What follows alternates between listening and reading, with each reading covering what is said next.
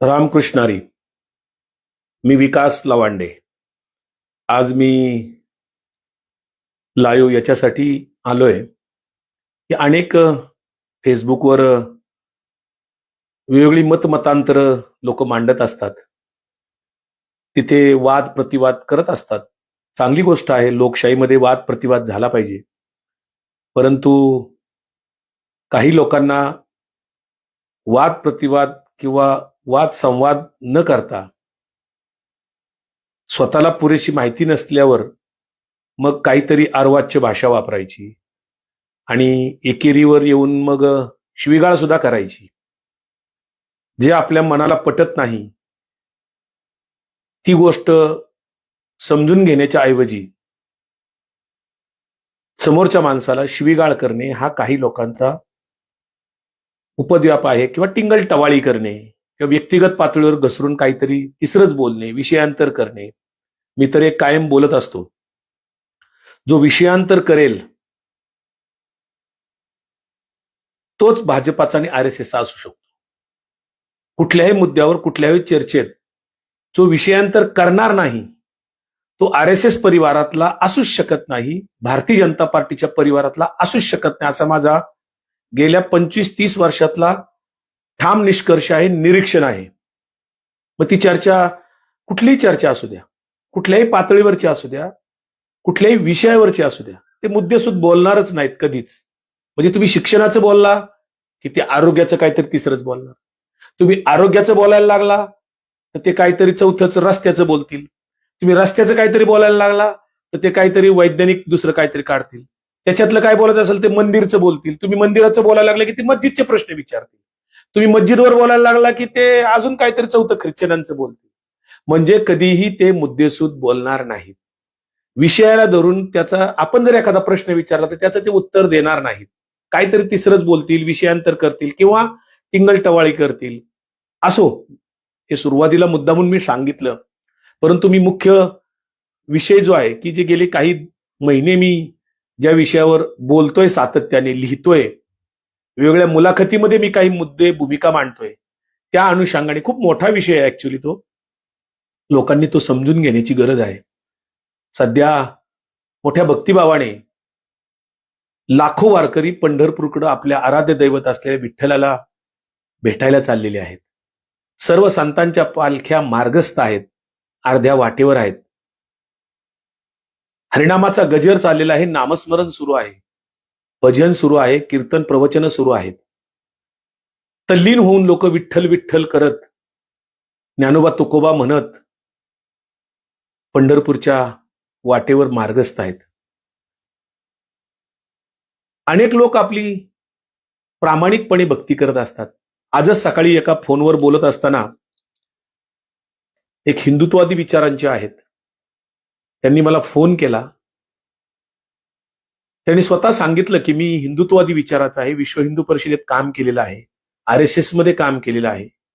परंतु तुम्ही जे बोलताय त्यांचं स्पष्ट म्हणणं होतं की खरं तर तुम्ही जे भोंदूगिरीबद्दल बोलताय किंवा ढोंगीपणाबद्दल बोलताय किंवा जातीवादाच्या बद्दल बोलताय, वारकरी संप्रदायाच्या शुद्धीकरणाबद्दल बोलताय, हे खरं तर वारकरी संप्रदायातल्याच जे ज्येष्ठ बनवतात स्वतःला किंवा अभ्यासक म्हणवतात, विद्वान म्हणवतात, स्वतःला महाराज म्हणून घेतात, अशा ज्येष्ठ मान्यवरांनी बोललं पाहिजे.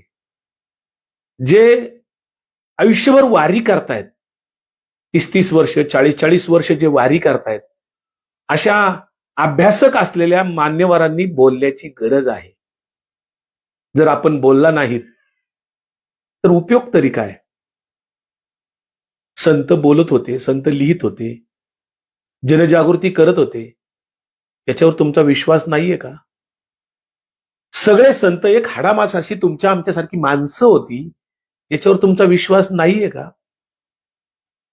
आणि म्हणून मग सातत्याने मी जे काही ठराविक प्रश्न विचारतोय की मला समजून सांगा, संतांचा संघर्ष मग तो 13व्या शतकातला असू द्या, 14व्या शतकातला असू द्या, 15व्या शतकातला असू द्या, 16व्या शतकातला असू द्या, 17व्या शतकातला असू द्या, ह्या 5-6 शतक वेगवेगळे संत जे निर्माण झाले वेगवेगळ्या काळामध्ये, त्या प्रत्येक संतांचा संघर्ष जो होता तो वैचारिक, तात्विक, सांस्कृतिक संघर्ष होता, हा तुम्हाला मान्य का होत नाही?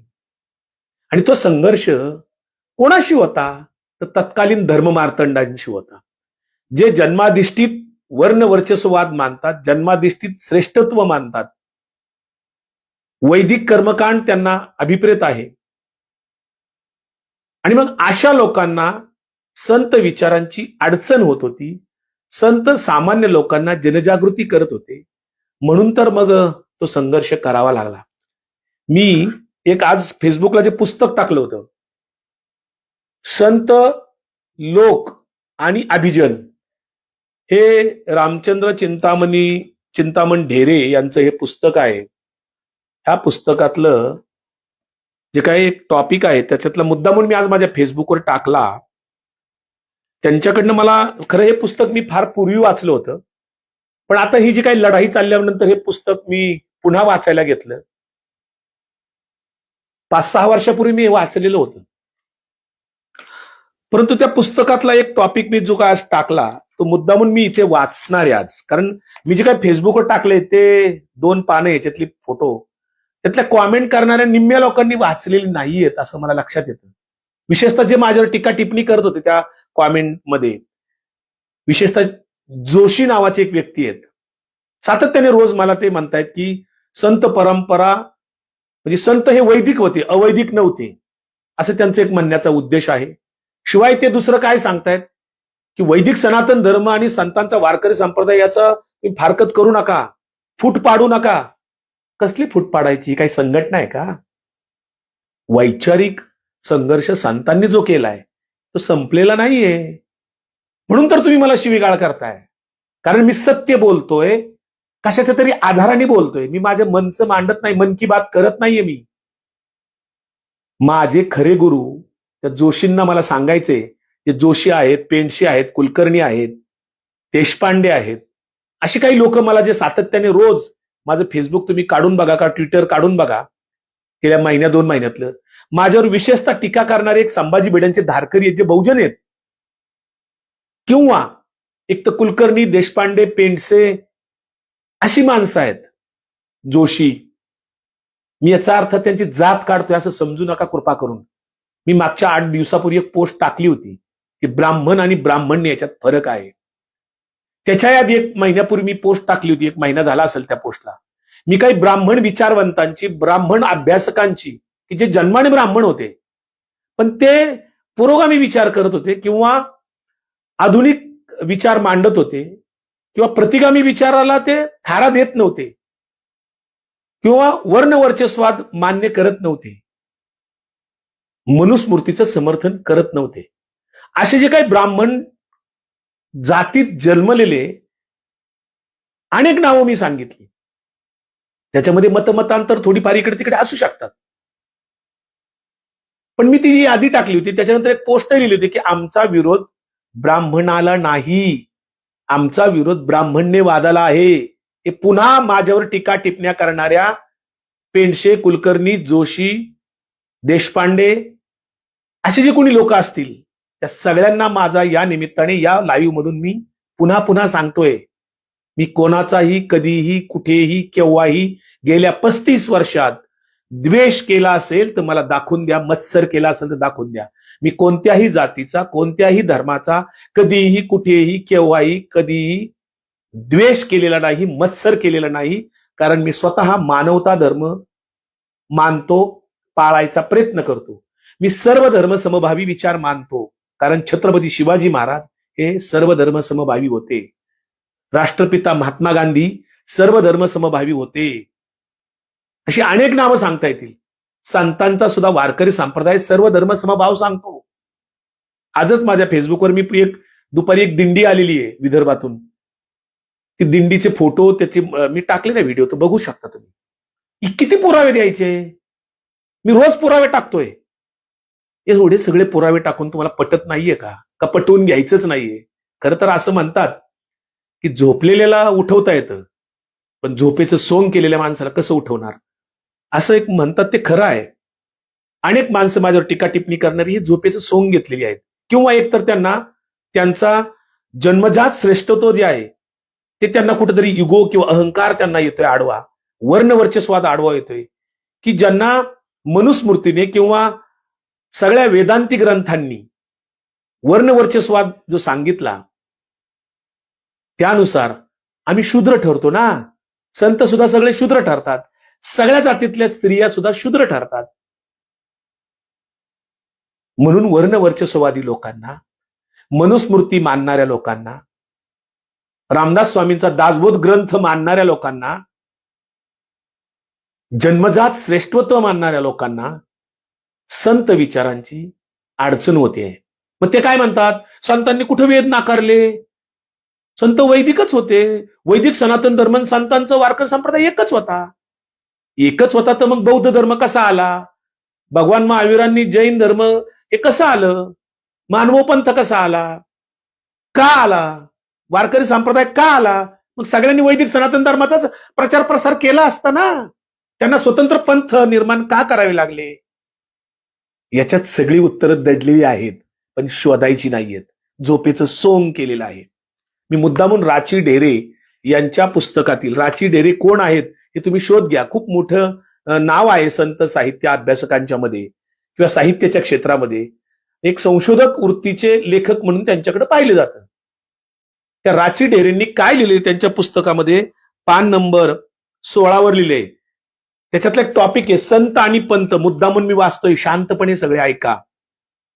हा व्हिडिओ व्हायरल करा, शेअर करा, म्हणजे टीका माझ्यावर जे करतायत त्यांचं काही खंडन याच्यातनं होऊ शकेल. कारण मी पोस्ट टाकली, फोटो टाकला, त्यांनी वाचलाच नाही, ते वाचत नाहीत, ऐकतील तरी कमीत कमी. म्हणून मी ही उपद्व्याप करतोय. ते म्हणतायत संत आणि पंत. हा मला नवीन टॉपिक खरं तर आठवला आणि आता हे पुस्तकामुळे मला तो मिळाला. संत हे समाजाकडून, म्हणजे कोणत्या समाजाकडून, बघा शब्द कसा वापरला त्यांनी. संत हे पंत समाजाकडून बहिष्कृत झालेले होते. पंत समाज, पंतांना प्रारंभी तरी संतांचे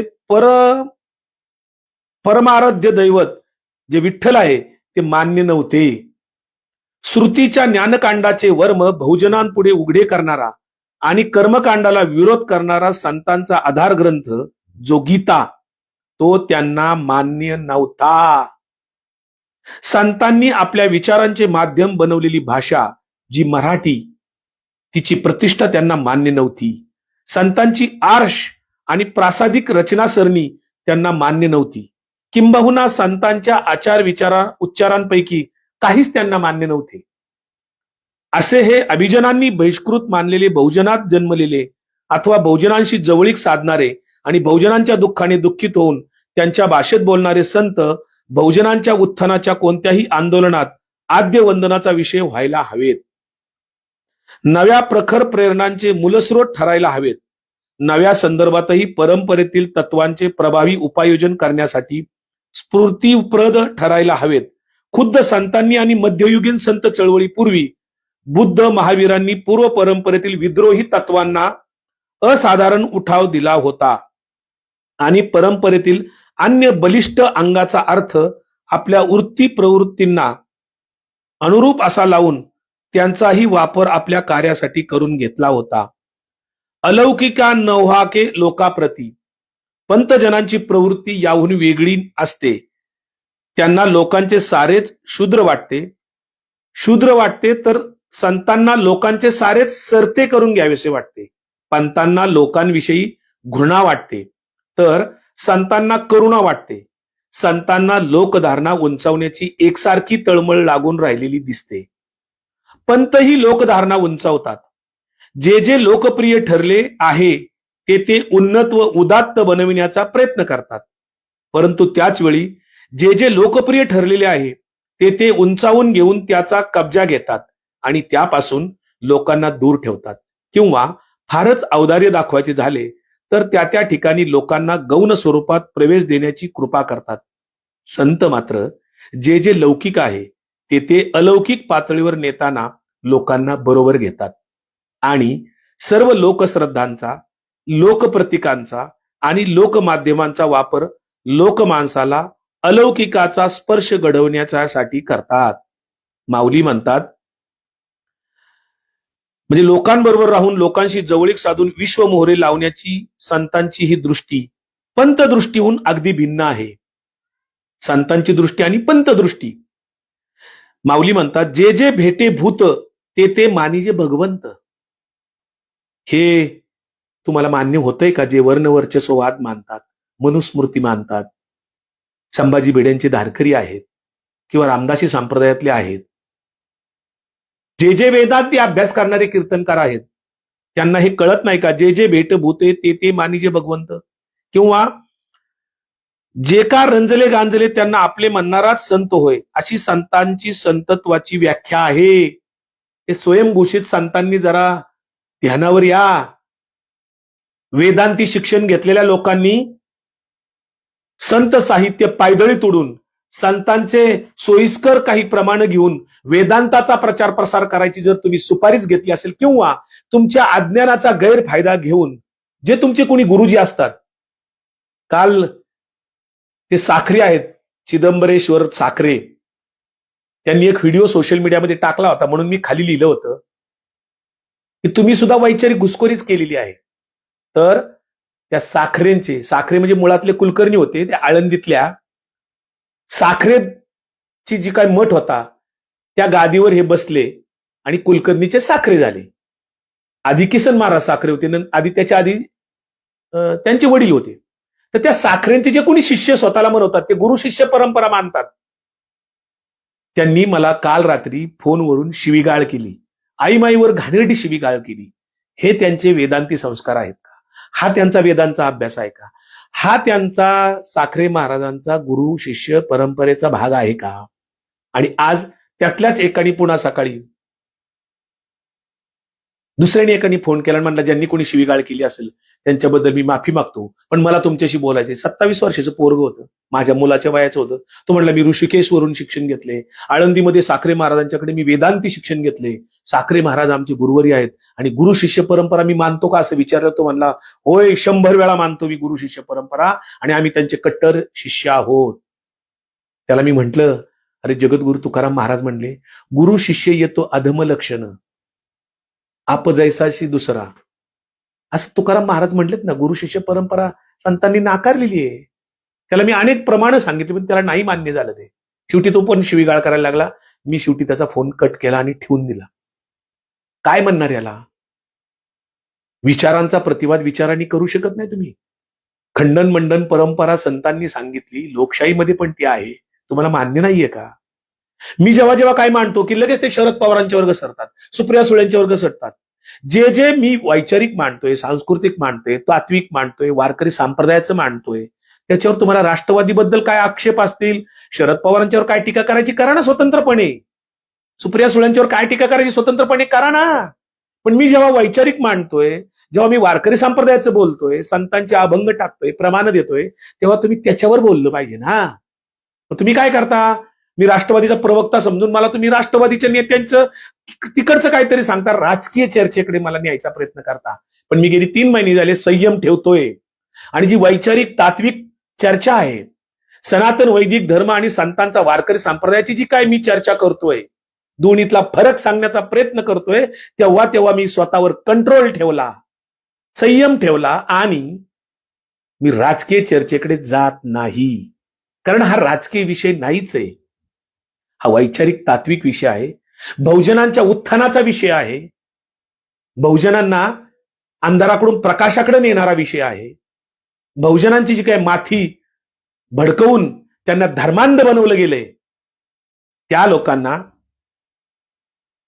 संत विचार अंधाराकडून प्रकाशाकडे घेऊन जाऊ शकतात. त्यांना त्यांचा विवेक जागा करण्याचं काम ज्ञानेश्वरांपासून तुकाराम महाराजांपर्यंत सगळे संत करतायत. विवेक बुद्धी जागी करण्याचं काम संतांनी केलं. एवढं जरी कळलं ना आपल्याला, तरी वारकरी संप्रदाय मी म्हणतो यशस्वी झाला. हो, आपल्यातला विवेक जागा झाला. ज्ञानेश्वरांनी सांगितलेला का तुकोबांनी सांगितलेला, सगळ्या संतांनी जो विवेक बुद्धी सांगितली, विवेक बुद्धी संत परंपरेचा अभ्यास करताना तत्कालीन लोकपरंपरा, तत्कालीन वस्तुस्थिती, त्यावेळची समाजाची स्थिती, या सगळ्या गोष्टींचा विचार करावा लागतो आपल्याला. पण हे न करता संतांना आपण म्हणजे मानायचं, असं दाखवायचं, मी वारकरी आहे, मी कीर्तनकार आहे. काही काही फेसबुकवर अनेक अकाउंट आहेत फेसबुकवर महाराजांची, स्वतःला महाराज लावून घेत आहेत. मी त्यांना सातत्याने प्रश्न विचारतोय की तुम्ही स्वतःला महाराज कसे काय म्हणू शकता? संत स्वतःला संत म्हणत नव्हते, तुम्ही कसं काय स्वतःला महाराज म्हणून घेता? कुठलं प्रमाण आहे? नाही सांगतायत त्यांना. आणि म्हणून हे जे काही संतांनी सांगितलं, हे पुस्तक खरं वाचा. बुडती हे जनने देखवे डोळा, असं आपल्याला म्हणतायत. ज्ञानदेवादी संतांनी लोकांपासून दुरावलेल्या अभिजनांच्या संस्कृतीचे सर्व वैभव शुद्धीकृत रूपात वारसदारांच्या हक्काने प्राप्त केले आणि त्या वैभवाचा लाभ लोकसंस्कृतीला करून दिला. या उलट लोकसंस्कृतीतील सर्व सत्वगर्भ आशयाचा, तिच्या सहज सौंदर्याचा त्यांनी नितांत जिव्हाळ्याने शोधपूर्वक स्वीकार केला आणि अभिजनांच्या संस्कृतीला लोकसंस्कृतीचे केवढे लोकशाही योगदान असू शकते याचा अनुभव आपल्या साहित्यातून दिला, असं राचेढेऱ्यांचं सगळं म्हणणं आहे. आता मी काही प्रमाण सांगतो आणि मी माझं लाईव्ह संपवतो. फार वेळ तुमचा घेत नाही मी, पण तुम्हाला प्रमाण दिलीच पाहिजेत पुन्हा पुन्हा. याच्या आधी एकदा दिलेली आहेत. संत साहित्याचे ज्येष्ठ अभ्यासक आहेत दिनकर शास्त्री भुकेले, जे वारकरी शिक्षण संस्था आळंदीची त्याचे विश्वस्त होते, किंवा चिखलीला जे देहू आळंदीच्या मध्ये चिखलीला पिंपरी चिंचवड महानगरपालिकेने जे काय जगद्गुरु संत तुकाराम महाराज संतपीठ काढले, तिचं ते अभ्यास समिती होती, त्याचे ते सदस्य आहेत. आणि ऋषिकेशलाही त्यांचं विठ्ठल आश्रम आहे. वारकरी साहित्य परिषदेचे खजिनदार पण होते. संस्कृत साहित्याचा त्याचा प्रचंड अभ्यास आहे दिनकर शास्त्री भुकेले. त्यांचं हे पुस्तक आहे वारकरी वैष्णव संप्रदाय. त्यांनी फार सुंदर लिहिलंय. वैदिक की अवैदिक संत परंपरा, वारकरी संप्रदाय वैदिक आहे की अवैदिक आहे? ते म्हणतायत वारकरी संतांचा जो सकळांशी परमार्थ आहे तो वेदशास्त्रोक्त सनातन धर्मापेक्षा वेगळा निष्काम भक्तिमार्गी वैष्णव धर्म आहे, ज्याच्या आचरणाचा सर्वांना समान अधिकार आहे. संत नामदेव महाराजांचं प्रमाण त्यांनी दिले आहे. नाही याती वर्ण नाही वेदोक्त, नामेची संतृप्ती होती जीवा, नामा मने नाम विठ्ठलाचे जपा, हाची मार्ग सोपा परब्रह्मी. संत नामदेव महाराज म्हणतात, मी सांगत असलेला परमार्थ मार्ग वेदशास्त्रोक्त स्मार्थ सनातन धर्माच्या वेदोक्त सकाम कर्मकांडापैकी नाही, म्हणून वर्णाश्रम याती धर्माचे येथे बंधन नाही, याचा सर्वांनाच समान अधिकार आहे. काळ वेळ मुहूर्ताचे स्तोम नाही, शौचाची बाधा नाही, यज्ञोपवीत संस्काराने संस्कृत शिखासूत्राची आवश्यकता नाही व वैदिक नसल्यामुळे वैदिक स्मार्थ धर्म मार्तंडांचा धाकही नाही, कारण हा परमार्थ मार्ग वेदोक्त सकाम कर्मकांडापैकी नाही, तर पौराणिक भागवत धर्मीय वैष्णव संत परंपरेचा कृपाप्रसाद आहे. येथे निष्काम सगुण प्रेम भक्तीलाच महत्व आहे, सकाम कर्मकांडाला थाराच नाही.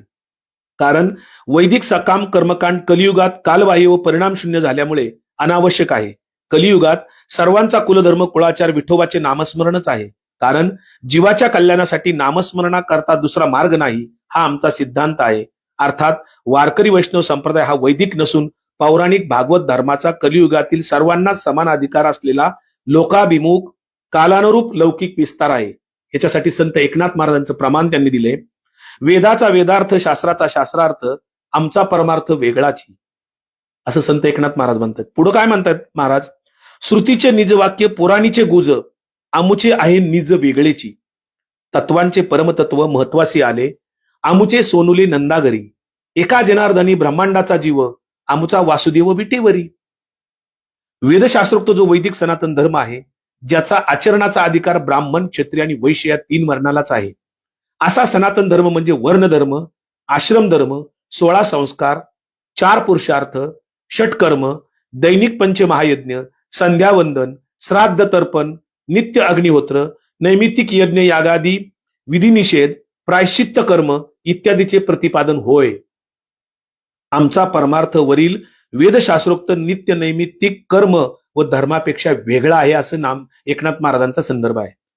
श्रुतीचे तत्व मत्स्यादी महावाक्यापेक्षा, पुराणातील गोपनीय गुह्यापेक्षा, तत्व महत्वापेक्षा आमचे गुज वेगळेच आहे, आणि ते म्हणजे ब्रह्मांडाचा जीव असलेला नंदाचा नंदन सोनूला, भगवान श्रीकृष्णाचा स्वरूप विग्रह विटेवर उभा असलेला परब्रह्मलिंग परब्रह्म पांडुरंग आमचे आराध्य आहे, परमदैवत आहे.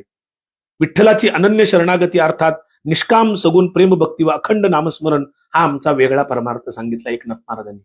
आता जगद्गुरु तुकाराम महाराजांनी नंतर काय सांगितलं एकनाथ महाराजांच्या नंतर गाथेमध्ये? आम्हा वैष्णवांचा कुलधर्म कुळीचा, विश्वास नामाचा एका भावे, तरीच हरिदास म्हणविता, श्लाघी जे निर्वासन कीजे चित्त आधी, गाऊ नाचू प्रेमे आनंदे कीर्तनी, भुक्ती मुक्ती दोन्ही न मागो तुझ, सगुण निर्गुण एकची आवडी, चित्ते दिली बुडी चिदानंदी.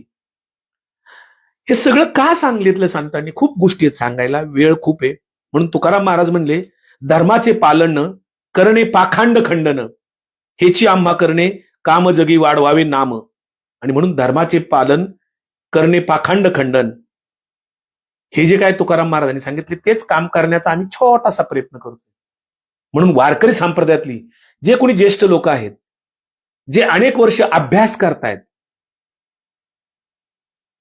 तत्वज्ञान विषय त्यांना कळलाय, खरं तर तत्वज्ञान विषय समजून घेतला तर संतांचं तत्वज्ञान आपल्याला कळायला लागेल.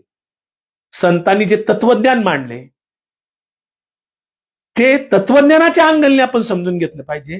केवळ अध्यात्माच्या, केवळ भक्तीच्या मार्गाने समजून घेऊन उपयोग नाही. केवळ भक्ती मार्गाच्या अंगाने जर आपण समजून घ्यायला लागलो तर आपल्याला काहीच कळणार नाही. जेव्हा आपण भक्ती मार्ग म्हणतो तेव्हा तो आध्यात्मिक सुद्धा आपल्याला मार्ग समजून घ्यायला पाहिजे. अध्यात्म म्हणजे काय, धर्म म्हणजे काय, आणि मग त्यावेळेस तात्विक अंगाने सुद्धा हा विषय आपल्याला समजून घ्यावा लागतो. हे जर समजलं तर मला असं वाटतं जे कोणी माझ्याशी वाद घालतायत त्यांना काही गोष्टी कळतील. ज्ञानेश्वर माऊलींचा अनेक जण सातत्याने संदर्भ देतात. खरं तर ज्ञानेश्वर महाराजांची ज्ञानेश्वरी, अमृतानुभव, हरिपाठ, एकनाथ महाराजांची एकनाथी भागवत, तुकोबांची गाथा, नामदेवांची गाथा, नामदेवांचे अभंग, संत कबीरांचे अभंग, सगळे जनाबाईपासून सगळ्या संतांचे अभंग प्रमाणबद्ध आहेत. या सगळ्या संतांचं साहित्य ग्रंथ, तत्वज्ञान, अभंग, हरिपाठ हे आपल्यासाठी मार्गदर्शक आहेत. ते तुकड्या तुकड्याने घेऊन कुठला तरी एक तुकडा घ्यायचा. आंधळ्याची गोष्ट माहिती आहे तुम्हाला. एक हत्ती होता आणि 5 आंधळे होते, आणि त्या 5 आंधळ्यांना सांगितलं समोर हत्ती उभा आहे, तुम्ही सांगा तुमचा हत्ती कसा आहे ते वर्णन करा, लिहा. 5 आंधळे 5 बाजूनी गेले. एक आंधळा पुढे सोंडेच्या बाजूने गेला, त्याला हत्ती सोंडेसारखा भावला. एक आंधळा शेपटीच्या बाजूने गेला, त्याला शेपटी दिसली, त्याला वाटलं असंच हत्ती आहे. कुणी पोटाच्या बाजूने गेलं, कुणी पायाच्या बाजूने गेलं. जो ज्या बाजूने पाहायला लागला त्याला तो हत्ती भावला. तसा संतांचा वारकरी संप्रदाय वैदिक अंगाने तुम्ही नुसता बघू नका.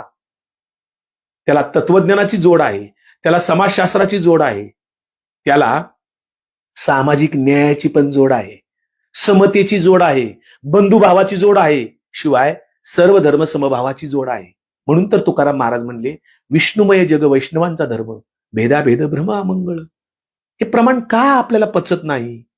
किंवा ज्ञानेश्वर महाराज जे म्हणतात आता विश्वात पसायदान हे ज्ञानेश्वरीचं सार आहे. 18वा अध्याय हा ज्ञानेश्वरीचा सार आहे, ज्याला अर्क म्हणतो आपण. तो 18व्या अध्यायात शेवटी 9 ओव्या म्हणजे पसायदान आहे. हा पसायदान एक प्रकारे ज्ञानेश्वरीचं प्रियंबलच आहे, प्रास्ताविकाच समजायला हरकत नाही. पसायदानामध्ये एकंदरीत ज्ञानेश्वरीचं सार माऊलींनी सांगितलेलं आहे. अमृतानुभवामध्ये चिदविलासवाद त्यांनी सांगितलाय. चिदविलासवाद म्हणजे काय? किती जण सांगतात चिदविलासवादावर? किती जण कीर्तनकार, जे जॅकेटवाले कीर्तनकार आहेत, जे 25-50 हजार रुपये कीर्तनाचे घेतात, त्यातले किती कीर्तनकार चिदविलासवादाबद्दल सांगतात, अमृतानुभवावर कीर्तन करतात. मला तर बाबा महाराज सातारकरांच्या शिवाय अजूनपर्यंत अमृतानुभवावर प्रमाणबद्ध सप्रमाण कीर्तन प्रवचन केलेला महाराजच भेटलेला नाही. अमृतानुभवावर व्यवस्थितपणे मांडणी करणारा बाबा महाराज सातारकरांचं आपण ऐकायला पाहिजे. खूप विद्वान व्यक्तिमत्व होऊन गेले महाराष्ट्रातल्या आपल्या वारकरी संप्रदायामध्ये, ज्यांची दादा महाराज सातारकरांची जी गादी आहे, सातारकरांचा फड ज्याला म्हणतात, ते बाबा महाराज सातारकर त्या दादा महाराजांचे नातू. काय बाबा महाराज सांगत होते? त्यांनी कधी द्वेष नाही सांगितला हो, कधी मत्सर नाही सांगितला हो. बाबा महाराज सातारकरांचा तत्वज्ञानाचा अभ्यास होता. ते इंग्लिशमध्ये सुद्धा परदेशात जाऊन कीर्तन केली ना. बाबा महाराज सातारकरांचे आम्ही दोष काढूच शकत नाही. आणि म्हणून वारकरी संप्रदायातले त्या काळातले जे कोणी मागच्या 25-30 वर्षातले 40 वर्षातले वर्णवर्चस्ववादी, जन्मादिस्ती श्रेष्ठत्व मानणारे जे कोणी कीर्तनकार होते, जे स्वतःला 300 वर्षाची 200 वर्षाची परंपरा सांगतात, ज्यांना आम्ही मनुवादी म्हणतो, घुसखोर म्हणतो, ते लोक बाबा महाराज सातारकरांना कधीही इज्जत देत नव्हते, कायम तुच्छ लेखत होते. हे सर्वश्रुत आहे, अनेकांना ते माहिती आहे. जाऊ दे, मला त्या वादात जायचं नाही. पण माऊली काय म्हणाले वेदा संदर्भात? दुसऱ्या अध्यायात त्यांनी दिलंय 18 ठिकाणी माऊलींनी वेदांचं खंडन करण्याचा प्रयत्न केलेला आहे. 18 ठिकाणी ज्ञानेश्वरीमध्ये. तुकाराम महाराज म्हणले वेद अनंत बोलिले वगैरे. तुकाराम महाराजांनी अनेक ठिकाणी चिरफाड केली. एकनाथ महाराजांनी चिरफाड केलेली आहे. संत कबीरांनी सांगितलंय. सावता महाराजांनी कांदा मुळा भाजी अवघी विठाई माझी म्हणले. हो, कांदा मुळा कर्ममध्ये सांगितलं. बऱ्याच वेळा कीर्तनकार काय करतात, ज्ञानेश्वरीमध्ये ज्ञानयोग, कर्मयोग आणि भक्तियोग सांगितला, पण भक्तियोगाबद्दलच जास्त कीर्तनकार बोलत असतात. ज्ञानयोगाबद्दल किंवा कर्मयोगाबद्दल फार कमी बोलतात. ज्ञानयोगाचं तर फारसं बोलतच नाहीत. किंवा जगद्गुरु तुकाराम महाराजांचे अभंग घेताना भक्तीपर अभंग घ्यायचे कीर्तनाला, हो, निरूपण करायला. एक 5-10 अभंगावर यांची चाललाय आयुष्यभर धंदा. 25-50 हजार रुपये किती अभंगावर कीर्तन करतात? मॅक्झिमम 10 ते 12-15 अभंगावर हे कीर्तन करतात. 20 अभंग असतील मॅक्झिमम. प्रमाणे द्यायची, तेच अभंग पुन्हा पुन्हा. बऱ्याच वेळा भक्तीपर अभंगच घेतात. उपदेशपर अभंग तुकाराम महाराजांचे का घेत नाहीत तुम्ही? उपदेशपर अभंगावर कीर्तन करायला तुम्हाला काय अडचण येते? ज्ञानेश्वरीतला ज्ञानयोग सांगायला तुम्हाला काय अडचण येते? हा माझा सवाल आहे सगळ्या कीर्तनकारांना. मी कीर्तनकार नाहीये. मी प्रवचन जरूर करतोय, मागच्या 3 वर्षापासून करतोय प्रवचन. पण मी प्रवचनातून संत विचारांच्या पलीकडे किंवा संतांच्या विचारांच्या, वारकरी संप्रदायाच्या तत्वज्ञानाच्या विसंगत मांडणी करत नाही. मी राष्ट्रवादी काँग्रेस पक्षाचा असलो म्हणून मी राष्ट्रवादी काँग्रेस पक्षाचे विचार किंवा राजकीय अजेंडा वारकरी संप्रदायाच्या गादीवरून किंवा ज्ञानोबा तुकोबाच्या गादीवरून प्रवचनातून मी कधीही कुठल्याही सांगितलं नाही. माझी प्रवचनं कधीही ऐकू शकता तुम्ही. काय गरज आहे सांगायची?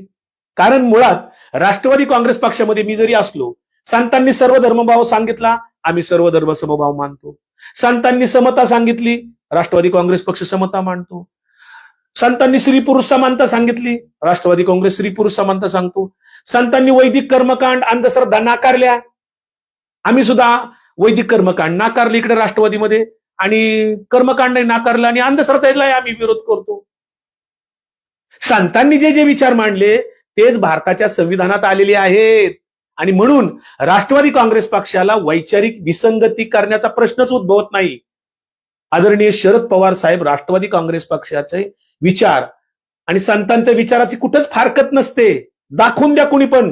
जर तसं असेल ना की संत विचाराचं जो मूलभूत तत्वज्ञान आहे, समता, बंधुता, मानवता, सर्व धर्म समभाव किंवा सहिष्णुता, याच्या विसंगत जर राष्ट्रवादी काँग्रेसची कुठं भूमिका असेल तर दाखवून द्या जरूर. मी जाहीर माफी मागेल कुणाची पण. फक्त पुराव्यानिशी दाखवून द्या की जबाबदार राष्ट्रवादीचा कोणी नेता संत विचाराच्या विसंगत बोलला. दाखवून द्या. पवार साहेब कधी बोलले, दाखवून द्या.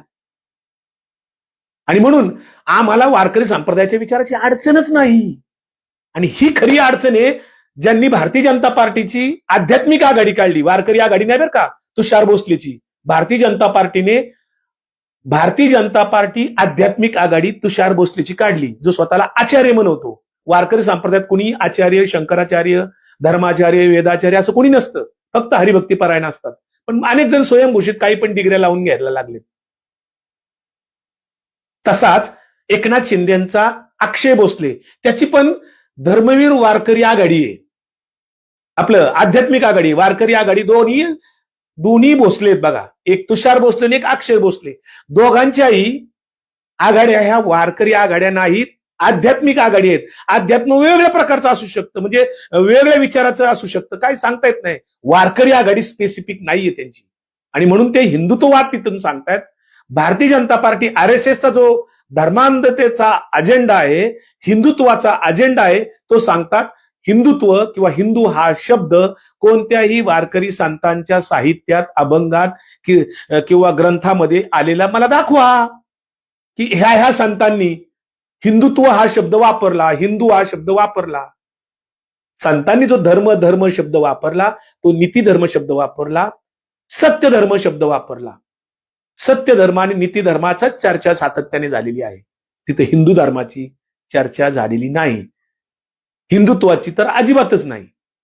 मग असं असताना आम्हाला तुम्ही कशासाठी टोकताय, कशासाठी टीका टिप्पण्या करताय? हे बघा, माझ्यावर संग्राम भंडारेंनी काळं ऑइल ओतलं शाही सदृश, मला फरक नाही पडला. मी उलट त्याला चर्चा कर म्हणत होतो, त्यांनी नाही केली.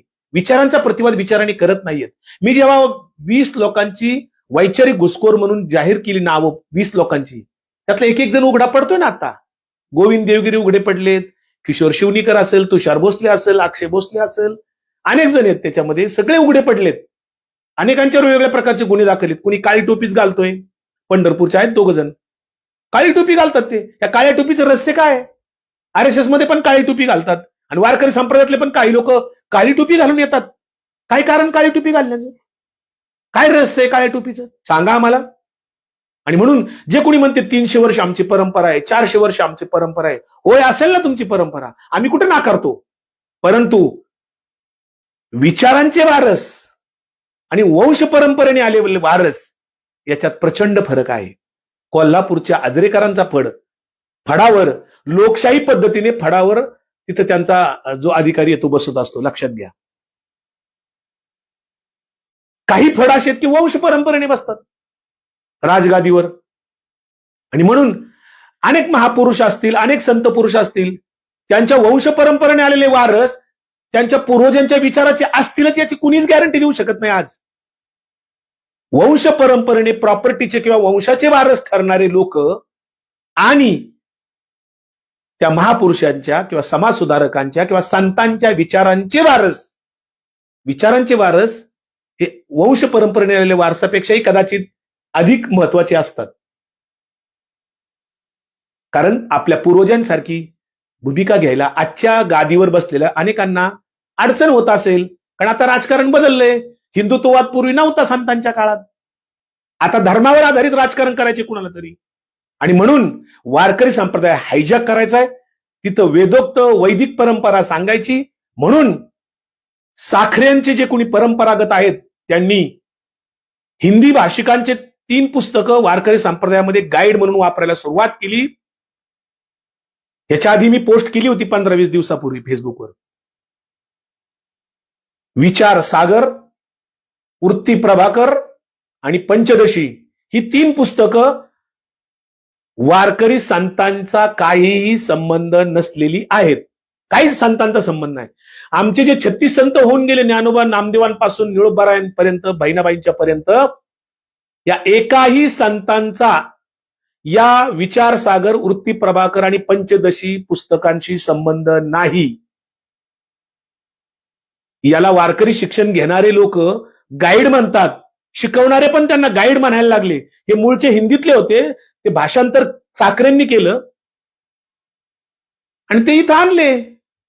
जे वेदांती आहेत, जे वर्णवर्चस्ववाद रुजवतायत, जे वैदिक कर्मकांड रुजवतायत, मग ते शिक्षण घेतलेल्या लोकांना, साखरे महाराजांचे जे कोणी शिष्य होते, मला शिव्या देणारे आणि फोन करणारे काल आज 2 दिवसात, त्यांना मी एकाला प्रश्न विचारला, तुझं जानवं आहे का तुझ्या गळ्यात? तुझा उपनयन संस्कार झाला का? चिडला ना असा प्रश्न केल्यावर. जे कोणी स्वतःला वेदांती म्हणवतायत, जे कीर्तनकार स्वतःला वैदिक सनातन धर्म आणि वारकरी संप्रदाय एकच आहे असे म्हणतात, त्यांना माझा जाहीर सवाल याच्यापूर्वी पण होता आणि आज पण आहे. माझ्या 25 प्रश्नामध्ये पण तो सवाल आहे की तुमचा उपनयन संस्कार झाला का? तुम्ही जानवं घातलंय का? तुम्ही पंचगव्य प्राशन केलंय का? कारण तुम्हाला अधिकारच नाही. ब्रह्म जाणण्याचा अधिकार कोणाला आहे? ज्याला वेदाध्ययन करण्याचा अधिकार आहे. वेदाध्ययन करण्याचा अधिकार कोणाला आहे? ज्याचा उपनयन संस्कार झालाय त्याला अधिकार आहे. उपनयन संस्कार कोणाचा होतो? जो ब्राह्मण जातीत जन्मतो त्याचा होतो. बिगर ब्राह्मणाचा उपनयन संस्कार सहसा होत नाही, कुठं झालेलाही नाही. आणि म्हणून जन्मावर आधारित ब्राह्मण क्षत्रिय वैश्य ठरलेले आहेत. जर कोणी कर्मावर आधारित म्हणत असतील तर त्यांना मी प्रश्न 10 वेळा विचारला, आज पुन्हा विचारतो की कर्मावर आधारित ब्राह्मण ठरलेले मागच्या 1000 वर्षातली 10 नावं सांगा आणि 1000 रुपये बक्षीस घेऊन जा. मागच्या 1000 वर्षात कर्मावर आधारित जर कोणी ब्राह्मण ठरला असेल, ज्याला समाजाने मान्यता दिली की हा ब्राह्मण आहे कर्मानुसार, अशी 10च नावं सांगा 1000 वर्षातली आणि माझ्याकडनं 1000 रुपये बक्षीस घेऊन जा. शाल श्रीफळ जाहीर सत्कार करणार, कर्मानुसार ब्राह्मण ठरलेली, ज्याला समाजाने मान्यता दिली की हा ब्राह्मण आहे, अशी 10च नावं सांगा. त्यामुळं वैदिक सनातन धर्म आणि संतांचा भागवत धर्म दोन्ही वेगवेगळे आहेत. ज्यांनी त्यांनी आपापल्या धर्माचं आचरण करावं, ज्यांनी त्यांनी आपापल्या धर्माप्रमाणे आराधना करावी, ज्यांनी त्यांनी आपापला धर्म फॉलो करावा. कारण राज्यघटनेने श्रद्धा उपासनेचं स्वातंत्र्य दिलेले, आमचा कोणालाही विरोध नाही. पण भूगोलामध्ये तुम्ही जीवशास्त्र आणू नका, जीवशास्त्रामध्ये कुठेतरी तुम्ही फिजिक्स आणू नका, इतिहासामध्ये इतिहास वाचा, भूगोलामध्ये भूगोल वाचा, रसायनशास्त्रामध्ये रसायनशास्त्र वाचा. तुम्ही मिक्सिंग करू नका. रसायनशास्त्राचा शिक्षक उद्या भूगोल शिकवायला लागला आणि भूगोलाचा शिक्षक उद्या इंग्रजी शिकवायला लागला आणि इंग्रजीचा शिक्षक उद्या जीवशास्त्र शिकवा, असं जर काय व्हायला लागलं तर तसाच प्रकारे हा रामदास स्वामींचा दासबोध ग्रंथ आणि त्यांचा रामदासी संप्रदाय स्वतंत्र आहे. ज्याला तो फॉलो करायचा त्यांनी तिकडे फॉलो करावा. वैदिक सनातन धर्म जो आहे, ज्याचे धर्मशास्त्र ब्राह्मणी ग्रंथ आहेत, श्रुती उपनिषद आहेत, श्रुती ग्रंथ आहेत, मनुस्मृती वगैरे 18 पुराण आहे, तुम्ही तुमचं करा ना. कारण वैदिक सनातन धर्म आणि भागवत धर्माचे अधिष्ठान ग्रंथ वेगळे आहेत, आराधना पद्धती वेगळी आहे, आराध्य दैवत वेगळं आहे, तीर्थक्षेत्र वेगळे आहेत, म्हणून दोन्ही वेगवेगळे आहेत. वैदिक सनातन धर्माच्या विचारांच्या लोकांनी, वेदांती विचाराच्या लोकांनी वारकरी संप्रदायामध्ये जो सर्व धर्म समभावाचा आहे, जो मानवतावादी आहे, जो दया क्षमा शांती सांगतो, जो कोणाचाही द्वेष मत्सर, कोण्याही जीवाचा न गोड मत्सर असं सांगतात, अशा वारकरी संप्रदायाला कुणीही आपला राजकीय अजेंडा चालवून, आरएसएस किंवा हिंदुत्ववादी विचाराचा राजकीय अजेंडा चालवण्यासाठी, भारतीय जनता पार्टीच्या राजकीय अजेंड्यासाठी वारकरी संप्रदायाचा वापर करू नका, ही माझी कळकळीची विनंती आहे. आणि संतांचे विचार जसेच्या तसे आपण सांगण्याचं काम करूया. संतांच्या विचारात दुसरे विचार घुसवू नका, वैचारिक घुसखोरी करू नका आणि वारकरी संतांचे विचार कीर्तनाच्या माध्यमातून कुणी विक्री करू नका, त्याचा धंदा करू नका. रे बाबांनो, पाप येते. तुकाराम महाराज म्हणले, घेती देती नरका जाती. 25-25, 30-30 हजार, 40-40 हजार, 50-50 हजार रुपये तुम्ही कीर्तनाचे घेता, काहीच कसं वाटत नाही तुम्हाला? अहो, स्वेच्छेने लोक देतील ना तुम्हाला जाण्या येण्याच्या खर्चापुरते. 5-10 हजार तर स्वेच्छेने महाराष्ट्रात कुणीही देतील तुम्हाला. चिकार आहे ना, 10 हजारात महाराष्ट्रात माणूस प्रवास करून येऊ शकतो, कुठून पण कुठे पण. कशासाठी तुम्हाला 50,000 सुपारी पाहिजे? ठरवून घेता. त्यामुळं भोंदू वारकरी, ऐशे कैसे झाले भोंदू, कर्म करोनी म्हणती साधू, अंगा लावून या राख, डोळे झाकुनी करीती पाप, अशा लोकांना आम्ही विरोध करणार. ढोंगबाजी करणाऱ्या, भोंदूगिरी करणाऱ्या लोकांना विरोध करणार. मनुस्मृतीचं समर्थन करणाऱ्या, वर्णवर्चस्ववादाचं समर्थन करणाऱ्या, वैदिक कर्मकांडाचं समर्थन करणाऱ्या घुसखोरांना आम्ही विरोध करणार करणार करणार. विचारांचा प्रतिवाद विचारांनी करणार. आम्ही संविधान मानतो, आम्ही संतांचे विचार मानतो, आम्ही लोकशाही मानतो, आम्ही लोकसहिष्णुता मानतो, आम्ही खंडन मंडन परंपरा संतांची ती मान्य करतो. विचारांचा प्रतिपाद विचारांनी करत राहूया. संतांची अनेक शेकडो प्रमाण आहेत. मी ज्या गोष्टीला बोलतोय ते मी निराधार बोलत नाहीये, मोघम बोलत नाहीये. कदाचित माझं पाठांतर कमी असेल, पण याचा अर्थ असा नाही की मी बिगर अभ्यासाचं बोलतोय, निराधार बोलतोय. पाठांतर अनेक असतील हो, अनेकांचे 5-5 हजार अभंग पाठ असतील, पण तुम्ही ते कर्मकांड म्हणून पाठ केले. हरिपाठ अनेक लोकांचा पाठ असतो, पण त्यातल्या किती लोकांना त्याचा अर्थ समजला? देवाच्या द्वारी उभा क्षणभरी तेने मुक्तिचारी येल्या, हरिमुखे म्हणा पुण्याची गणना कोण करी. देवाच्या दारात फक्त क्षणभर उभे राहा आणि हरी म्हणा. तुम्हाला पुण्याची गणनाच कोणी करू शकत नाही असं माऊली का म्हणाले असतील? का म्हणले असतील माऊली? क्षणभर देवाच्या दारात उभं राहा. कुठलं कर्मकांड नाही सांगितलं. योग याग विधी येणे सिद्धी सांगितलं ना हरिपाठात, तरी आम्ही ऐकत नाही. तीर्थी धोंडा पाणी देव रोकडा संजेरी तुकाराम महाराजांनी सांगितलं ना. माय बाप केवळ काशी तेने नव जावे तीर्थाशी, का तुकोबा असं बोललेत? जे का रंजले गांजले त्यासी म्हणे जो आपुले, तोची साधू ओळखवन देव तेथेची जाणावा. आणि रंजल्या गांजल्याची सेवा करत असताना आपल्याला खूप समाधान मिळतो. मी गेली 35 वर्ष अनुभव घेतोय. मी उपटसुंब नाही हो. माझी स्वतःची 1000 पुस्तकांची लायब्ररी आहे. मी माझ्या गावात 2005 ते 10 सरपंच होतो. दारू मटण वाटून मी सरपंच नव्हतो झालो. मी समाजशास्त्राचाही अभ्यास केलाय हो. मी एकांगी अभ्यास नाही करत हो. आणि मग अभ्यास केल्यानंतर मी कसा स्वस्त बसू? मी स्वस्त बसण्याची काय मला म्हणजे का मला स्वस्त बसूच शकत नाही मी. काही जण मला म्हणतात अहो तुमचं पक्ष तिकडे इकडे असं काय. पक्षीय चर्चा वेगळी आहे, राजकीय चर्चा वेगळी आहे. संतांच्या विचाराची चर्चा, वारकरी संप्रदायाची किंवा सांस्कृतिक विषयांनी तत्वज्ञानाच्या अंगलने केलेली चर्चा याचा राजकारणाशी काही संबंध नाही.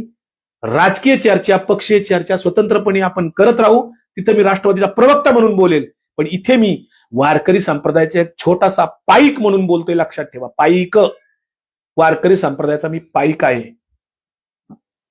माझ्या घरात 3 पिढ्याचा वारकरी संप्रदाय आहे.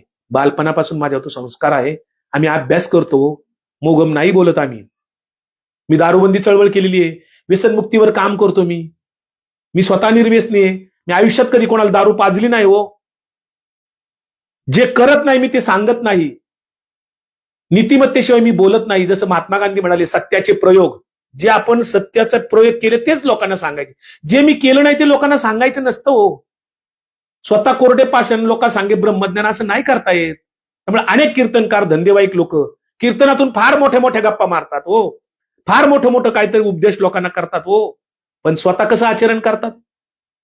आचाराचे वारकरी, आचरणाचे वारकरी आणि देखाव्याचे वारकरी याच्यात फरक आहे ना. देखावा करायचा की आचरण करायचा आपल्यावर प्रश्न आहे.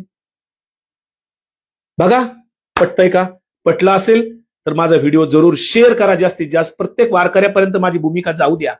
मला प्रत्येक वारकऱ्यापर्यंत माझी भूमिका पोहोचवायची आहे, मला चर्चा करायची आहे. म्हणून माझा व्हिडिओ लोकांच्यापर्यंत पोहोचवायला मला मदत करा. हाच व्हिडिओ, काय त्याच्यातले तुमचे मुद्दे असतील जरूर कॉमेंट खाली व्यक्त करा. शिवीगाळ करू नका, मी ब्लॉक करेल तुम्हाला. अर्वाच्य बोलला तर ब्लॉक करेल, विषयांतर केलं तरी ब्लॉक करेल. ट्रोलिंग करायचा प्रयत्न करू नका, मुद्देसूद बोला, तुमची मतं मांडा. पण ट्रोलिंग करायचं, टीका टिप्पणी करून काहीतरी अश्लाघ्य बोलायचं, हे वारकरी असू शकत नाहीत, हे महाराष्ट्रातले असू शकत नाहीत. आपल्या आईबापाला ते कलंक लावतायत, आपल्या नीती धर्माला कलंक लावतायत. त्यामुळे भाषा आपली दुसऱ्याला त्रास होईल, हिंसक भाषा वापरू नका अशी विनंती करतो. रामकृष्ण हरी, पुंडलिकावरती हरी विठ्ठल.